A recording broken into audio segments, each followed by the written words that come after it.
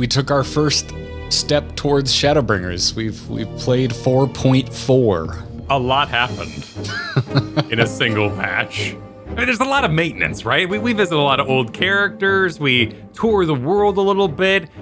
3 months real time has passed, but Leslie's just kind of waiting on her brother, which doesn't suggest real time. And Y'shtola says, haven't seen in a while, but the time is left nebulous for the player who might be experiencing this at different rates. Yeah, folks in our chat room loved talking about how many months it maybe has been, or how many months the entire game takes place. It sounds like not really that many. I don't know, the game tells you to go rest so much that to me it always seems like the game's like taking that extra step to kind of make the gaps between when these patches would have rolled out play out well in game. So I don't know. It all, to me, like, I like in my head thinking about what would this have been like if I was playing it at the, in the moment, which is actually leads to why I like taking a little bit of break in between patches, because I kind of like to let it sink in and at least get a tiny little sampling of how tortured I'm sure everyone was waiting for the next patch. Shadowbringers has got to be one of the most hyped things I've ever been exposed to. There's a lot of folks that are really excited for us to start this expansion. And as such, there's been a lot of hype around us getting to 4.4 and beyond, because then that begins the march to Shadowbringers, as 0.4 patches does for basically all of the Final Fantasy expansions. Before we get to our nitty-gritty story, scene-by-scene breakdown of everything that's going on and our thoughts about it, and also our predictions, which will probably be hilariously wrong, and please enjoy them, dear watchers, I just want to ask you, what did you think of 4.4 overall? Did it live up to all of the rumbling happening in our comments section? Yeah, it was getting dark, right? I love the whispers. I love the playing with the echo. If it is the echo, whatever the heck's going on, it's looking grim. And they have set so many pieces in motion. Even just in offhanded references, particularly Thancred and his reconnaissance mission, is setting up an entire world, name dropping constantly. So I loved it. I'm bought in. I would be, if not for our stream schedule, this would be sleep sacrifice time. I would just say, you know what? Don't need it. Food is secondary. Health is secondary. Let's just get this done so I can recover my life again. But I guess thanks to y'all, we're doing this healthy style. I really liked it. I would say this more or less lived up. I didn't really know what to expect. We've been enjoying everything else that Stormblood has to offer so much, with going to Omega and Ivalice and even trying our first Extreme, which I loved, by the way. I've been really content with just living out my retro rating dreams in Final Fantasy XIV. So I haven't been thinking too much about Shadowbringers, but I do read the comments. I try very hard actually to read all the comments, although people keep warning me that people are going to get too damn excited and I should probably stop reading my own comments, which hurts a little bit, but I'll figure it out. I'll find a way to survive. Whatever the case is, I have seen every single damn comment that anyone has left talking about how awesome Shadowbringers is and how it is your favorite expansion. Or I think the worst thing I've heard about Shadowbringers is it's some people's second favorite expansion to Endwalker. There seems to be a pretty big split between a lot of players, at least folks that watch our videos, that either Shadowbringers is their favorite or Endwalker is their favorite. And then there's also those folks who love Heavensward, and I can't blame them, because that I have experienced and I can speak to. So I was aware of the hype, but I didn't know what to expect. There's just so much in this patch. There's kind of three big buckets I would organize them into. There's, I think, what we would call housekeeping or table setting or checking back in, meeting with Thancred, hanging out with Y'shtola again, everyone learning about Alphino being lost to the wind. All of these things where it's like, all right, yeah, that's right. Where are all of our main characters right now? What's going on with the Scions? What's going on with the leaders of the Eorzean Alliance? Let's check in with all of that. That feels table setting to me. Then we have the heart and humor that Final Fantasy XIV is so well known for out in the Azim Steppe. That's another big part of 4.4. And then there is horribly serious darkness that is the very end of this patch content, with the introduction of Solus.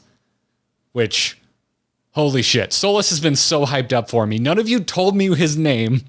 Everyone just, in long ago, long ago when we talked about Xenos for the first time, when we started Stormblood. I was like, Xenos gives me a little bit of Arthas vibes. And for that reason, I really like him. And I said in that video that Arthas is my favorite video game villain of all time, to which a flood of comments happened below saying, your favorite villain so far. Or I also got like a lot of comments that said something like, wait till you get to a future expansion. Then we might challenge your favorite video game villain of all time. And I'm fairly certain, Kyle, everybody's talking about Solus here because I loved him. I loved him deeply. I'm just happy to know what the heck was going on during Christmas time when there was a dancing man all over my Twitter. This is the guy. Wait, what down. Was it like Source Filmmaker, or is Solus going to dance in the future? I don't, it seemed like mocapped or something. Like somebody took this model, maybe into like VR chat or something, and got down with themselves. I'm seeing Goku shoot a machine gun in Fortnite right now. So the future is hell, Kyle. We now have revealed the villain. Who the hell could have predicted any of that?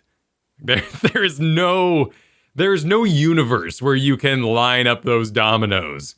Maybe, like if I went back through everything before this with a fine-tooth comb, I bet I would find hints. Whether it was always planned that way, I don't know. But I'm getting vibes of like my favorite scripted dramas of all time. At the time of recording this, Better Call Saul just ended. I'm a raging Breaking Bad fan. That's how I always felt about both of those properties. I think they're near perfect shows, and they're so good about paying off their endings. And they've even admitted so much as to going back to old episodes to find things to tie into. So sometimes it's like broader strokes are planned ahead of time, but then they go and they find like minute details by going back to the well on their own content to make sure everything lines up.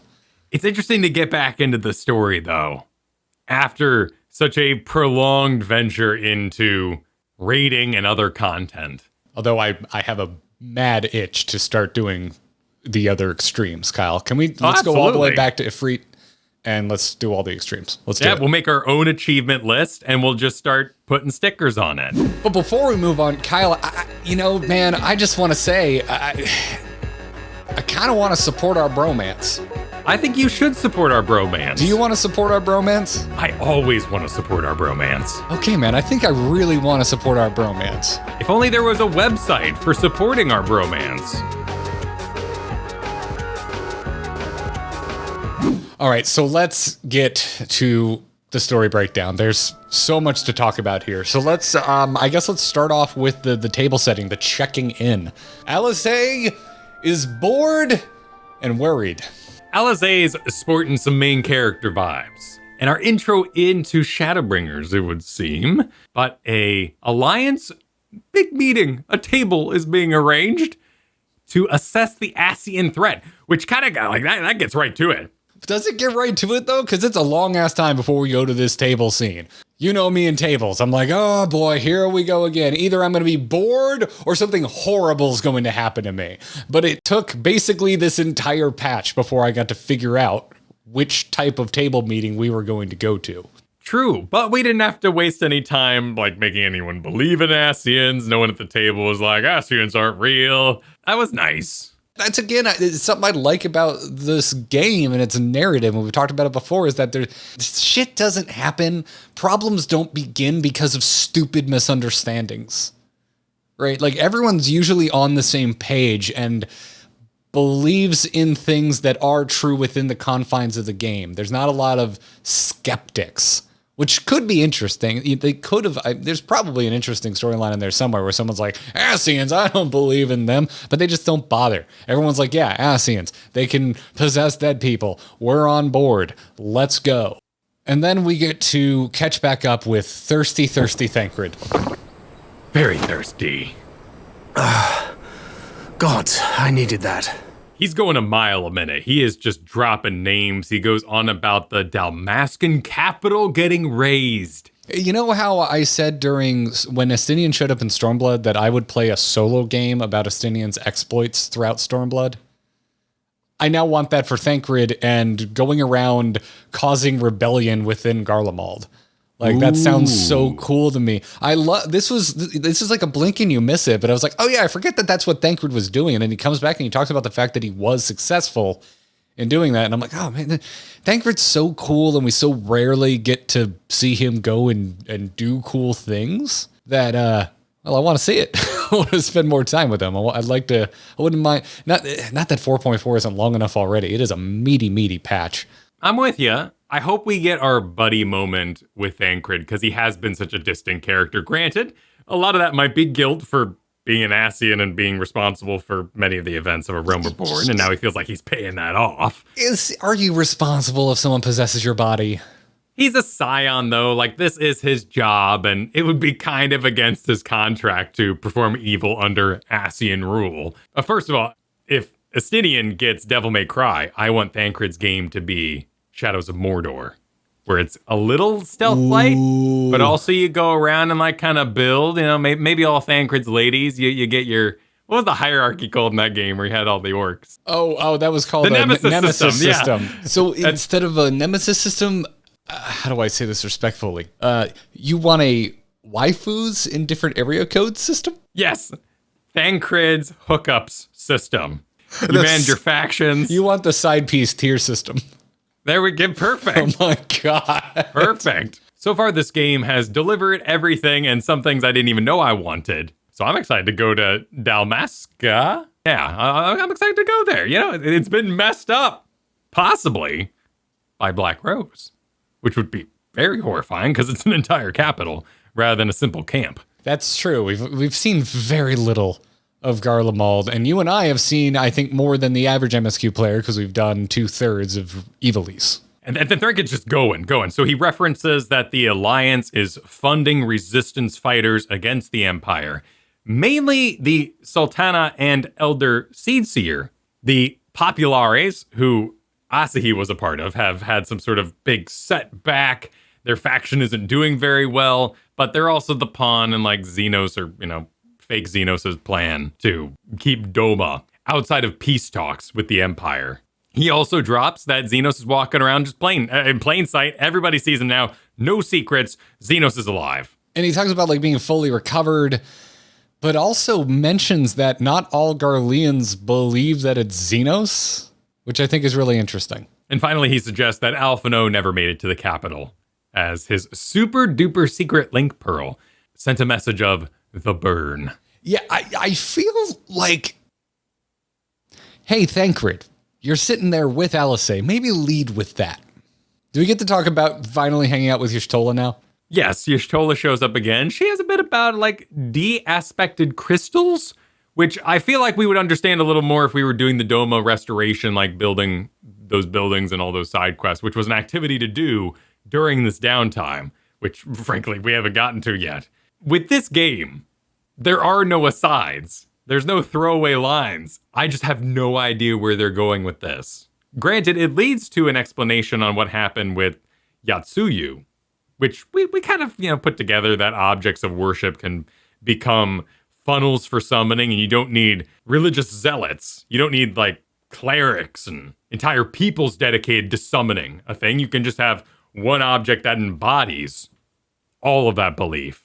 Yeah, they keep talking about belief, right? And like, so to me, like I translate that to like, if you have faith in whatever this is, it could potentially work for you. You could potentially lead to a summoning if your faith or your belief is strong enough in the object of worship, which I did find interesting. I tend to check out during some of this stuff, but I really liked this. Probably because it was Y'shtola and I miss her.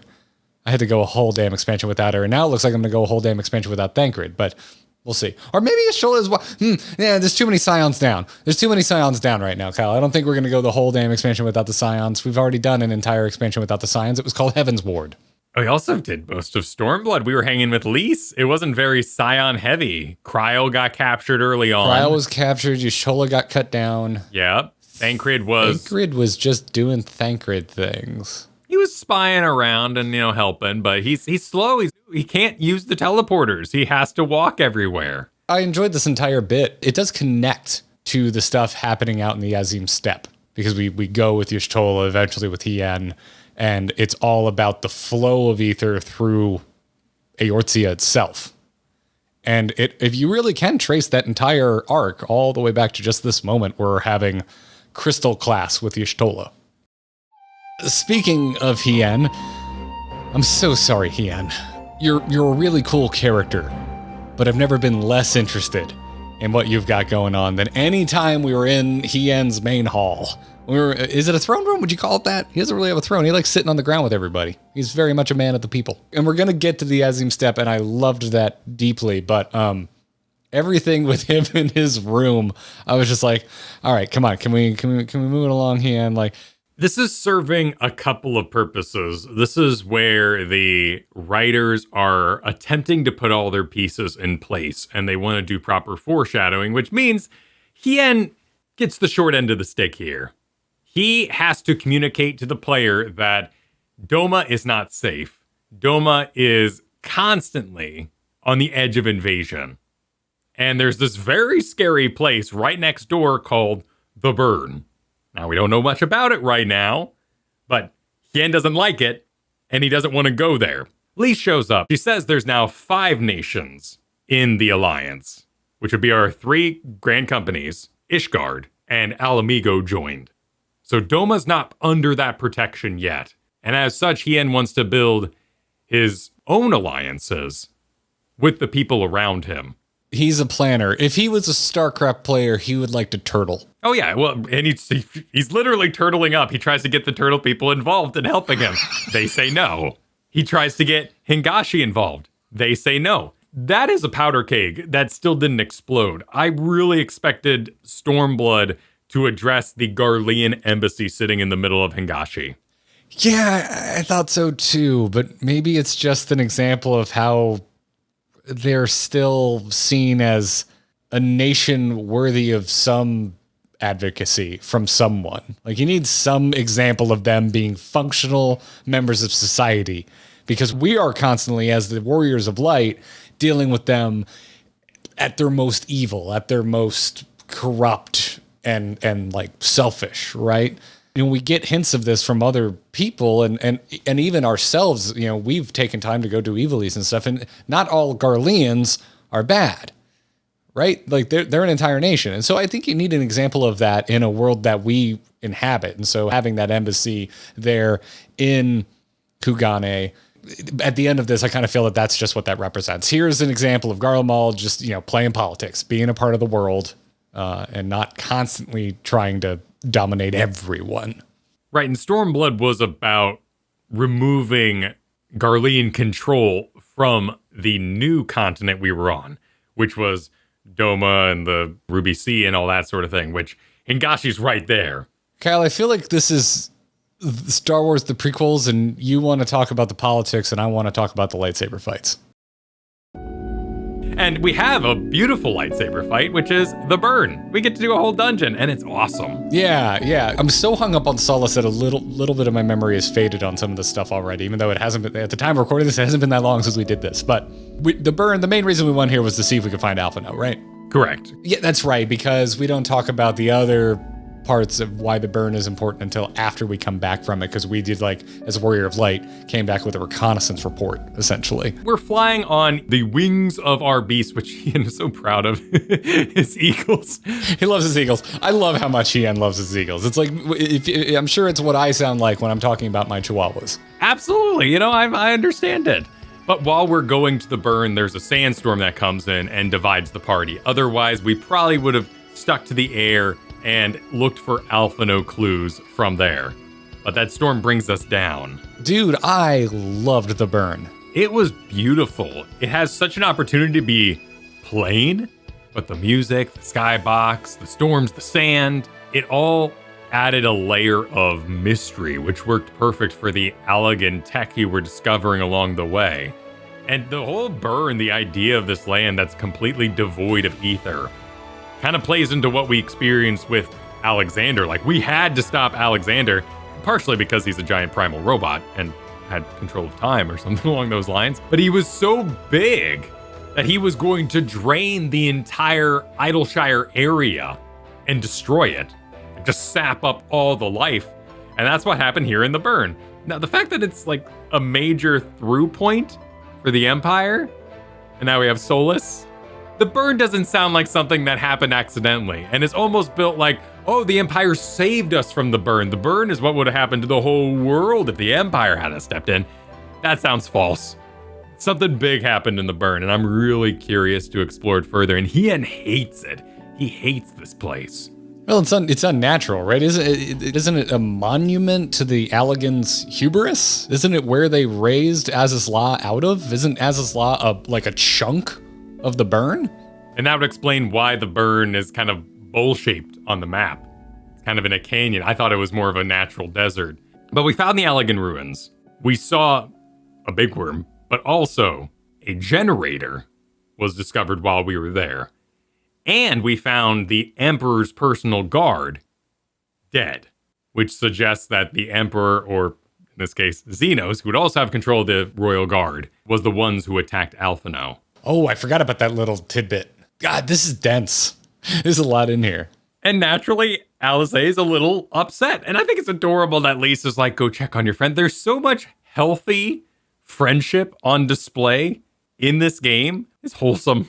It's just wholesome. Oh, yeah, it does. And I think I really do. I think there's a psychological connection to the mental healthiness of a lot of the characters that we party up with in Final Fantasy XIV and the more positive than your average MMO community that plays it. That's a video for another day, though. So by the time we get back to Hien's house, we've gotten our report on the other nations. And they bring up a brand new one here. I'm expecting Dalmasca and Nagxia to be our zones or factions for upcoming Shadowbringers. Well, then we get a tie into a raid that you and I have gone and taken the time to go do. We get a call out. Apparently, we've seen part of Dalmasca because they say that the Dalmascan capital of Rabanastre, and they talk about how it's a key Imperial refueling point in the east. We've been there. We've been to Rabanastre. We've done the first wing of Ivalice. Was it pronounced Rabanast or something? Don't we drop? Oh, that's right. They weren't pronouncing the R. Yeah, because but Ivalice wasn't. Ivalice had no voice acting, so I think Hien saying it was the first time. The final cutscene of Royal City of Rabanasta had voice acting, but it doesn't say the city name. Yeah. And then we have Hien actually says it, and you're right, he doesn't pronounce the R, he says Rabanasta. Favorite thing to order at Olive Garden, by the way. So we went to what I assume is like an ancient capital or parts of the city now in ruins. There is a larger capital, which is a refueling station for the Empire. But now that they revolted and their capital's been destroyed, the Garleans shot themselves in the foot a little bit.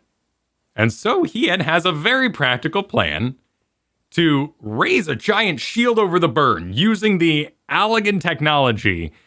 And without the refueling station, it'll simply be too expensive for the Empire to invade his lands because they'd have to fly around the shield. Yeah. Cute idea. Yeah, he's like, no, they're going to have to beeline it. So if we can retrofit this tech or just get it working again, give ourselves a big leg up. But it's not that simple. We find out that the flow of ether to the burn is basically cut off, and the bottleneck is somewhere in the Azim Steppe. Right, we have a very ley line-like situation. And if we can flip the switch, we can turn power back on to the burn. Which means going to the Azim Steppe and dealing with a sacred site there. So, of course, we need to deal with all of the various tribes that we, partied up with in Stormblood. I say partied up with. I feel like some more willing than others. Looking at you, Magni, you suck. We revisit our Mol, Dotharl, and Oranir allies, if you will.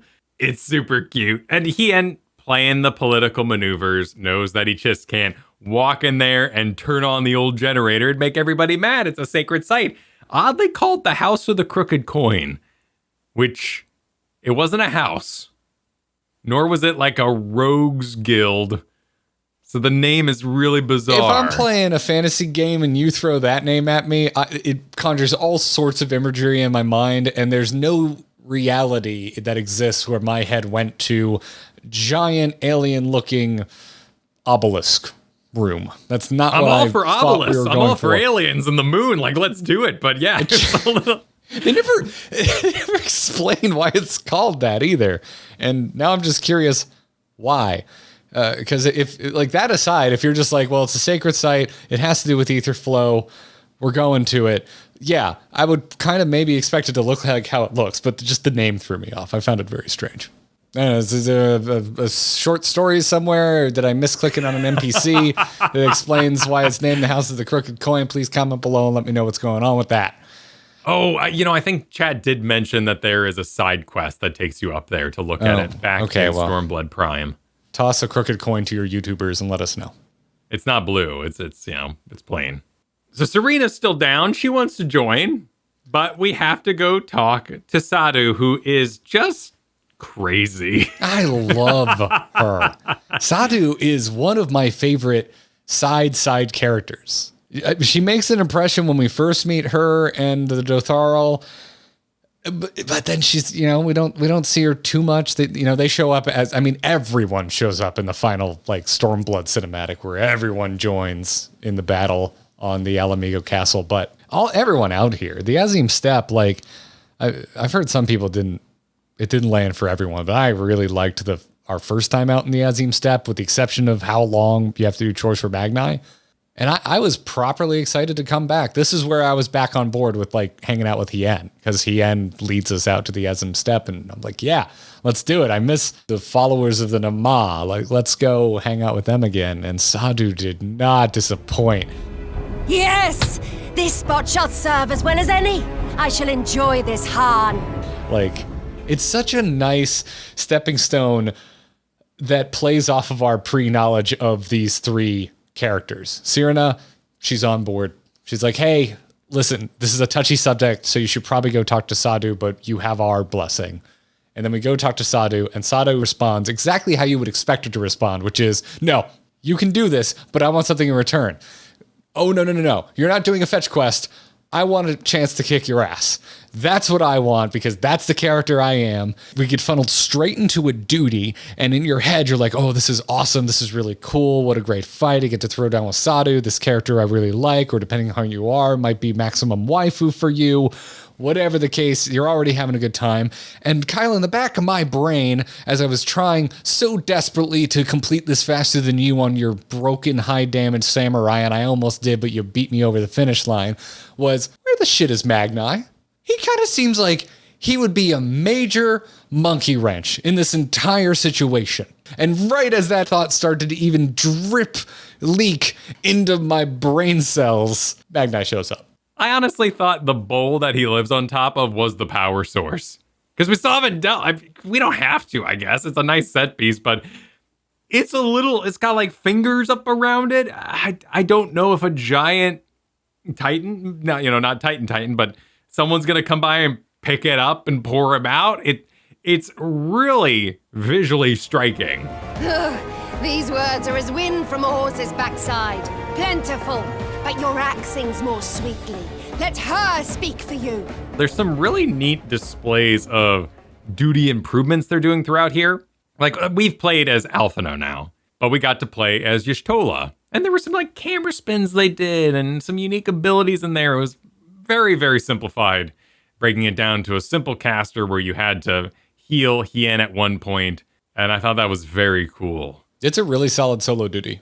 I enjoyed it, and it was a proper dance. You had to move pretty quick for some of those mechanics. After Shinryu Extreme, everything seems really easy to me. But I thought for a solo duty, this was fun. It was a fun dance, and I loved the lore reasons for doing it. This is the whole thing is just a really nice package. And then as someone who finds Magnai insufferable, I love that when he shows up, we don't have to deal with him. That our friends just cut him off, and they're like, hey, you got to go through us first.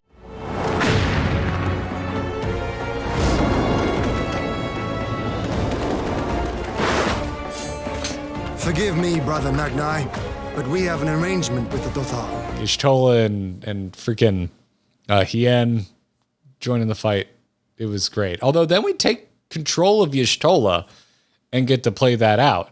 But I liked that it wasn't us, that we as a Warrior of Light didn't have to do everything, and we could watch our friends go be badasses through the lens of actually playing as one of those characters in controlling Y'shtola. I would have liked a few more abilities on Y'shtola. You would have been thrust into a lot of buttons very quickly had that happened. And I think it just adds to what's known in the community as the Burn Savage later on, that you defeated him with so few abilities that when he has the gall to approach you for whatever he wants with his moons, he is shot down. I am not interested, little son.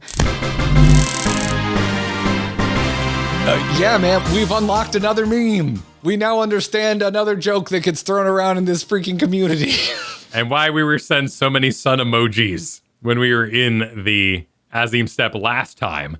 Little son, does it pain you, little son? Crave you salve to soothe the ache. Fire to seal the wound in your heart. I don't want to downplay like the other memes we've gone through. I love the not my intention one. It's one I use constantly now that It's good. understand where it comes from. But this is the first one that I really feel lived up to the pre-hype, where folks, like, there's a lot. All I saw were sun emojis, and I didn't know what to do with that. I thought they were just making fun of the moon and the sun thing and how he's still looking for his moon. Little sun, this whole thing. So as someone who's quite fond of Y'shtola and cannot stand Magni, I drank in every frame of this exchange. So did Sadhu. Sadhu loved this more than we could have.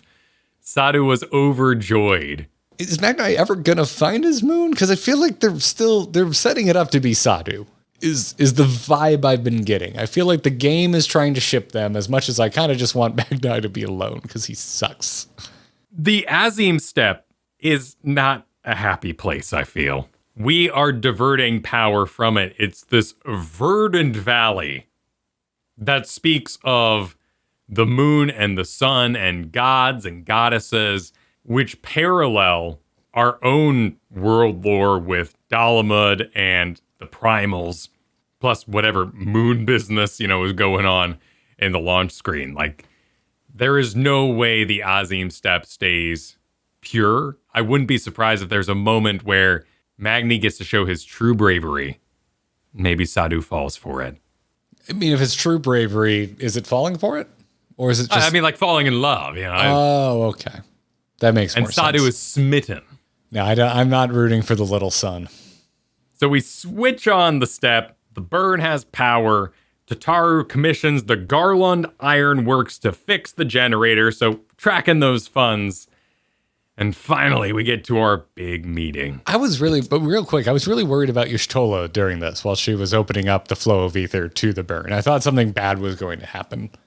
I was absolutely prepared for her to blip out of existence again. There were a lot of lingering camera shots, and as the engine and what they're doing with it has improved, this was completely intentional. It's the same thing anytime you tilt the camera, your brain just goes, something's wrong here. And they wanted to start building this anything could go wrong at any moment vibe. Yeah, that too, and maybe they were just flexing their new camera tech, which I'm totally fine with. Could be, but that's why our table meeting with the Alliance leaders is so tame. And you could call it boring, but it's so purposeful. It's so tame until it isn't. It's so tame until Right. it is one of the most upending moments in the game so far. They want you to feel this crash of the vision, the call, as the quest is described. I was just glad that Merlwyb finally got some lines again. Listen, I like Nanamo, but why is Nanamo the only leader the story seems to like given limelight? I mean, I think she's also funding everything. Everything in the whole alliance Well, probably she's passes tied to through her. Raoban, who was very integral to this expansion, but Yeah. Kanisana, who I don't really like that in the first place, but also Merlwyb, they just they're always just pushed to the side. I like that Amaric spoke again. It was good to see him. Good to see him going. Good to see that handsome boy. Yeah. Yeah. Yeah, good to see the hands. I love the dichotomy between Kanisana and Merlwyb, which is exactly why I love one and I'm not all that interested in the other, which is Kanisana is just like, oh, I wish there was a peaceful solution. I'm like, that's all you ever wish for. And then Merlwyb's like, yeah, let's just kill him. Yep. Oh, you want to go to war? I'm for it. Like, she just like windmill slams a vote in. Like, oh, we're going to war? Let's do it. And Thancred gets his moment here. He's describing how we should go about it. We're going to use their own tactics against them. We're going to sow the seeds of doubt about Xenos and get the whole empire weak for our eventual victory. Bam. The call happens. The vision. The gates are thrown wide. Which is common for us. I really like the way they displayed this too. Like, we are affected. That happens all the time. No surprise. We're constantly grabbing our head. No problem. We'll just walk down the street and have bad visions. It happens to the Warrior of Light. Yeah, but we have the Echo, and only a few other Scions do. And we're at a table with a bunch of Scions that are Echo-free, and they get affected. So all the Scions get jacked. They're a really effective piece of storytelling, which is focusing on Raubon as he slams his hands on the table and asks, what's wrong? So it's like, oh, it's not happening to Raubon, which means it's probably not happening to other people. And they just do a really good job of framing this, where you see the rest of the Eorzean Alliance unaffected, and all of the Scions having the worst day of their life. I love that it's Raubon, too. I know I started in Ul'dah, so I'm a little closer to the guy. I kind of did their starting zone, but at this point, we're all pretty close to Raubon. We all love Raubon. He's such a bro. What's not to like? He's fantastic. And I love that he's pissed that I'm hurting him. Thank you, best friend. Thank you, Raubon, for being there to back me up. He's the leader who would be like, what can I punch?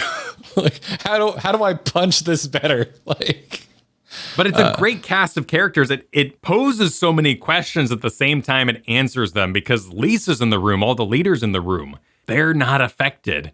This is 100% a call to active Scions. Oh yeah, Lise is a big tell, right? Because Lise used to be a Scion, but isn't a Scion any longer, and she's not getting the brain melt.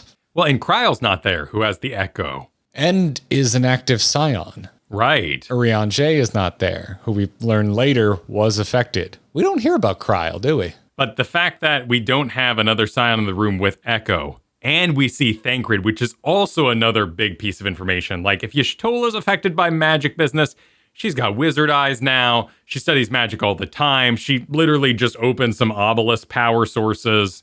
Yeah, Alize, who is a red mage, or at least, a custom class of some kind related to that, but a magic user in some regard. It makes it abundantly clear that this is just for Scions. So it doesn't sound good.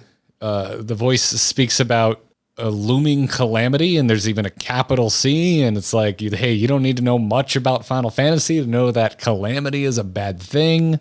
Ahead looms light, expunging all form and life. So this voice is very concerned about an imbalance of light. Which is what happened to the Warrior of Darkness's world. Yes. So we can't destroy all Ascians necessarily, because it just causes light to bathe the planet and destroy all things anyway. And even goes on to say, twin dooms only you can forestall. Only you. I take this as abundance of darkness and Zodiark bad. Abundance of light and maybe Hydaelyn. I'm not entirely clear where all the extra light comes from. Yeah, also bad. Yeah, both are bad. We don't want these extreme ends. We have to find a balance. Only you're the one who can forestall this. So it seems, despite the fact that it's attacking us, it seems to also believe in us. That one line where it talks about only you, like only you can forestall. Like, it seems like this, in a weird way, is trying to help us. Which suggests that it doesn't perhaps intend to knock out our friends. Yeah, with the fact that it's only the Scions, and also the moment where this is happening, where it seems like we have a very good plan we're about to enact. I'm for Master Thancred's proposal. We shine a light upon the Ascian and test the Empire's unity. Like, all of that. Like, this feels like an e-brake poll. Like, nope, this is the exact moment whatever this being is needs to interfere. Let expanse contract. Let expanse contract. Eons become instant. Eon become instant. Throw wide the gates that we may pass. Throw wide the gates that we may pass.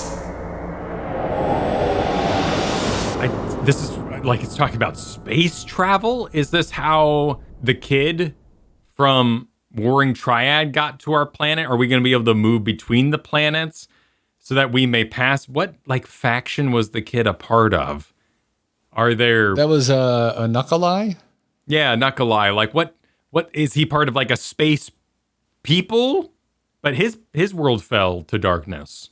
Yeah, because that was Heavensward. My God, that was a while ago. His world fell to darkness, and didn't he hang out with Elidibus? Right, Elidibus was the one who allowed him to move over to another world in hopes of saving his own. There's one voice talking to us, but they say we, and it doesn't really seem like a royal we, so it seems like we have perhaps a faction of some kind that is about balance. Kind of your Prothean sort of idea. The people who have defended against this through time and space. Time cops, space cops, light and dark cops, or something along those lines. Yeah, it does seem like a faction we haven't had contact with yet. I'm getting a vibe of like a different faction of Ascians, because this feels very Ascian. It's like purple smoke effects, which I associate with Ascians, and so I wonder if like there are other Ascians that don't agree with how Elidibus and before Elidibus, Mahabrea were going about things. This is me, like if I were to really reach, if you were to say, Garrett, what do you think is going on right now? I think we're getting contacted by good Ascians, if I were to really boil this down to an unnuanced take. I think you're right, because Kid was wearing a mask. And I don't know if that's your special void traveling mask you have to put on to travel the void. Solus is such a wrench in any sort of predicting too, because he's maskless and also apparently Garlean. And Knuckle-Eye was not Garlean. So it's not like Garleans are from space or anything. Or are they? They could be. But a Knuckle-Eye did not have a third eye. No, so he's not part of that same... His hair was parted down the middle, so we would have seen it. And we haven't seen any other maskless Ascians, because the only other one to take off their mask in front of us in full light was Thancred, who was being ridden at the time. Either way, throwing wide the gates doesn't sound like the best idea.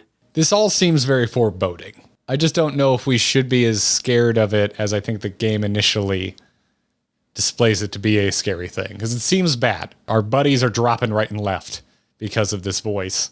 But I wouldn't be surprised if down the road, if we find the bearer of this voice, if we find out they didn't mean to come on so strong.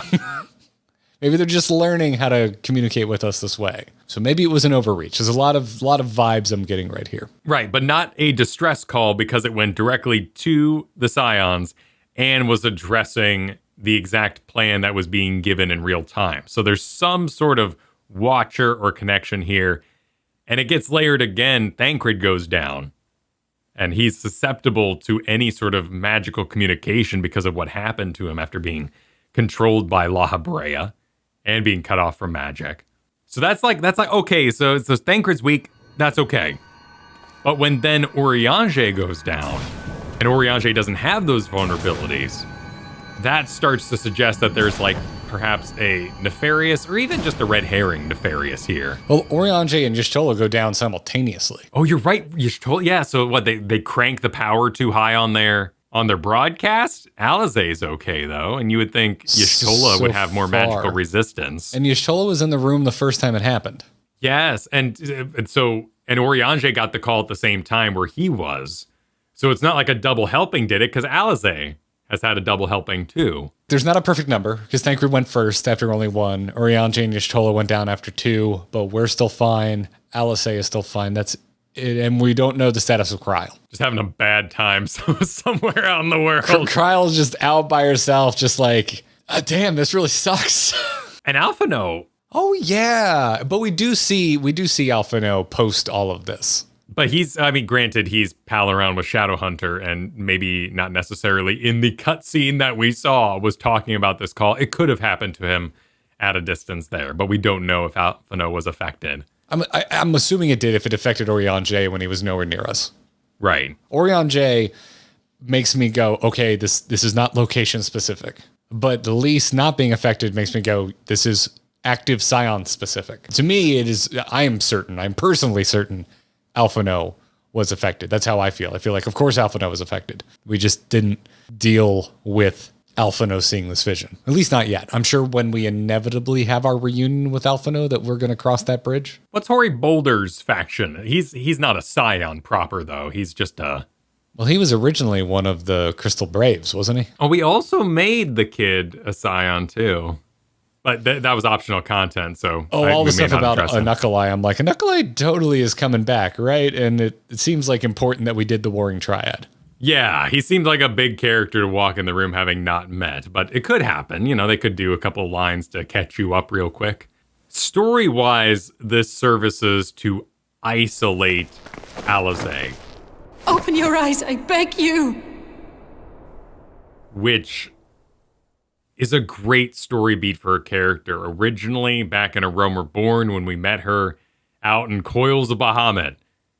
She was a lone wanderer, kind of the ranger type, trying to do everything on her own, trying to perform action where Alphino was trying to do the politics. But she worked herself in Stormblood back into the Scions, and it became a more active family. She became more personable with all of us, in particular when we were sitting out looking at the stars after Gabu and Titan Hard. We really had a connection there. So now it seems like it's down to just us and Alize, which is a very frightening place for her character. Our original plan was not to make this 2 parts, but this has ended up being so long.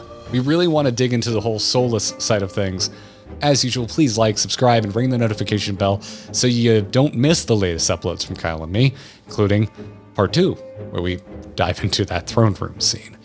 Until next time, GG.